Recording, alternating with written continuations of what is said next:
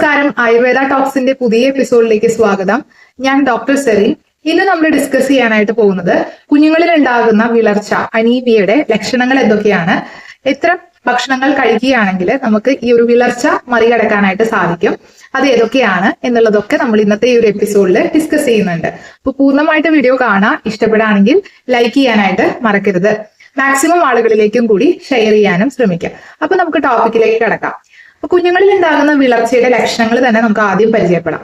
കുഞ്ഞുങ്ങള് ചെരുപ്പുകളൊക്കെ കാരണമായിട്ട് നക്കാനായിട്ട് തുടങ്ങുക, അതുപോലെ തന്നെ പേപ്പറുകളൊക്കെ കഴിക്കാനായിട്ട് തുടങ്ങുക, അതുപോലെ ചുമരിലെ സിമന്റ് ചുരണ്ടി അത് കഴിക്കാനായിട്ട് തുടങ്ങുക, കല്ലും മണ്ണും ഒക്കെ കഴിക്കാനായിട്ട് ഒരു ശീലമായിട്ട് മാറുക.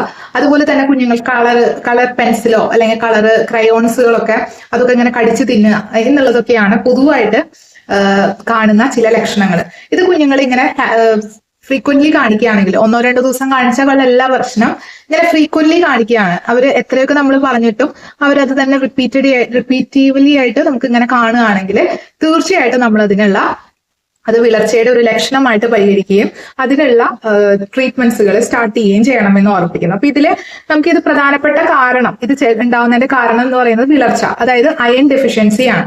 അപ്പോൾ നമുക്കറിയാം അനീമിയ എന്ന് പറയുന്നത് അയൺ ഡെഫിഷ്യൻസിയാണ്. അപ്പൊ അയൺ ഡെഫിഷ്യൻസിക്ക് നമ്മൾ അയൺ കൂടുതലുള്ള ഭക്ഷണ സാധനങ്ങളാണ് കഴിക്കേണ്ടത്. അപ്പൊ നമുക്ക് തുടക്കത്തിലൊക്കെ ഇങ്ങനെ കാണുകയാണെങ്കിൽ നമുക്ക് ഭക്ഷണത്തിൽ ചില ക്രമീകരണങ്ങളൊക്കെ ആദ്യം ശ്രമിച്ചു നോക്കാം.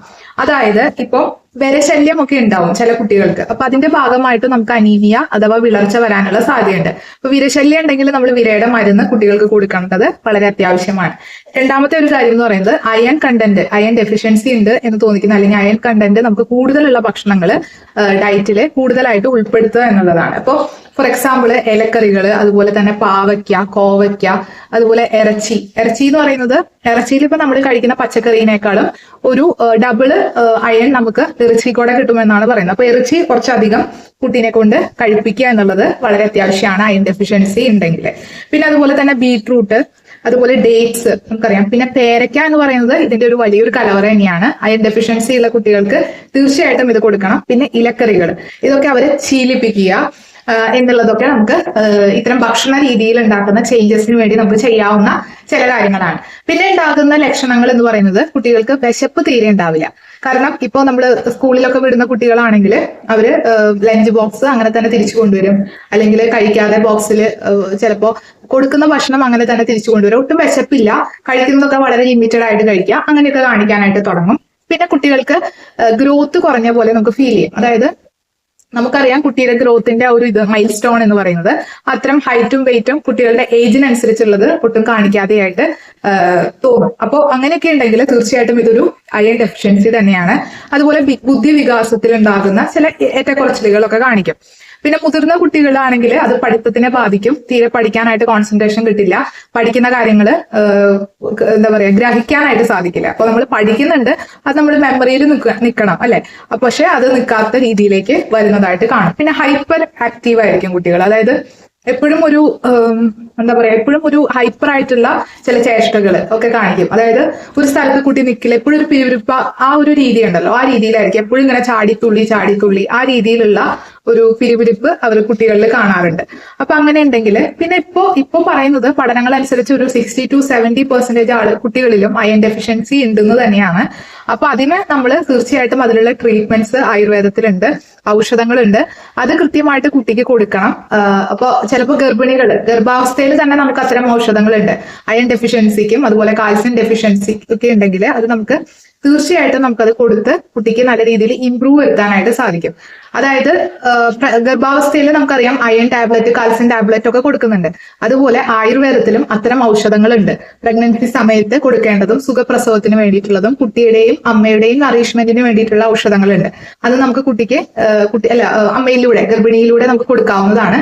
അതിനുശേഷം ഗർഭാവസ്ഥയ്ക്ക് ശേഷം, ഡെലിവറിക്കൊക്കെ ശേഷം പിന്നെ ഒരു 3 തൊട്ട് 6 മാസം വരെ വീണ്ടും നമുക്ക് ആയുർവേദ ഔഷധങ്ങൾ ഈ അയൺ ഡെഫിഷ്യൻസിക്ക് ഉള്ളത് നമുക്ക് കൊടുക്കാനായിട്ട് കഴിയും.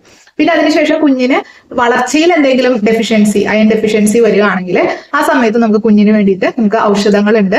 അത് നമ്മൾ ഓരോ അവസ്ഥ അനുസരിച്ച്, ദോഷപ്രകൃതി, ശരീരപ്രകൃതി, രോഗാവസ്ഥകൾ അനുസരിച്ച് കുഞ്ഞുങ്ങൾക്ക് കൊടുക്കാവുന്നതാണ് കേട്ടോ.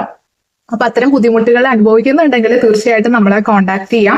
ഞാൻ താഴെ ക്ലിനിക്ക് നമ്പർ കൊടുത്തിട്ടുണ്ട്, അതിൽ വാട്സപ്പ് മെസ്സേജ് ചെയ്താൽ മതി. അപ്പൊ നമ്മൾ നിങ്ങളെ തിരിച്ചു വിളിച്ച് ബുദ്ധിമുട്ടുകൾ ചോദിച്ചറിഞ്ഞ് കുഞ്ഞുങ്ങൾക്ക് അനുയോജ്യമായിട്ടുള്ള ഔഷധങ്ങളും പഥ്യവും പറഞ്ഞു തരുന്നതാണ്. അപ്പൊ ഞാൻ നേരത്തെ കുറച്ച് ഭക്ഷണങ്ങൾ പറഞ്ഞു തന്നിട്ടുണ്ട്. പക്ഷെ അതിലും ചില ആളുകൾക്ക് അതൊക്കെ കഴിച്ചാലും മാറ്റമില്ലെങ്കിൽ നമുക്ക് അതിന് ഔഷധങ്ങൾ തീർച്ചയായിട്ടും എടുക്കണം.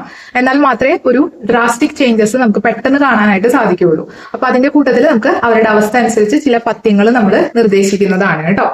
അപ്പോൾ കൃത്യമായിട്ട് 3 മാസമൊക്കെ നമ്മൾ മരുന്ന് എടുക്കേണ്ടി വരും. എന്നാൽ തന്നെയാണ് ഇത് പൂർണ്ണമായിട്ട് ഈ അയൺ ഡെഫിഷ്യൻസി മാറുള്ളൂ കുഞ്ഞുങ്ങളിലുള്ള.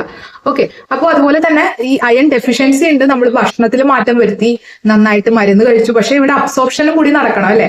അപ്പൊ അതിലെന്തെങ്കിലും തകരാറുണ്ടെങ്കിൽ അയൺ അബ്സോർപ്ഷന് വേണ്ടിയിട്ടുള്ള ഔഷധങ്ങളുണ്ട്, അതെടുക്കുകയാണെങ്കിൽ നമുക്ക് ഈ കഴിച്ചിട്ടുള്ള അയണ് നമുക്കത് അബ്സോർബ് ചെയ്ത് ബോഡിക്ക് എടുക്കാനായിട്ട് സാധിക്കും. അപ്പോൾ ആ രീതിയിൽ നമുക്ക് ട്രീറ്റ്മെന്റുകൾ ആയുർവേദത്തിൽ അവൈലബിൾ ആണ്. താല്പര്യം ഉണ്ടെങ്കിൽ നമ്മളെ കോൺടാക്ട് ചെയ്യുക. തീർച്ചയായിട്ടും കോൾ ചെയ്ത് നമുക്ക് നിങ്ങൾക്ക് അനുയോജ്യമായിട്ടുള്ള ഔഷധങ്ങൾ പറഞ്ഞു തരാനായിട്ട് സാധിക്കും. ഓക്കെ, അപ്പോൾ താങ്ക് യു സോ മച്ച്. നാളെ നമുക്ക് പുതിയൊരു എപ്പിസോഡുമായിട്ട് കാണാം. അതുവരേക്കും stay happy and stay healthy. By.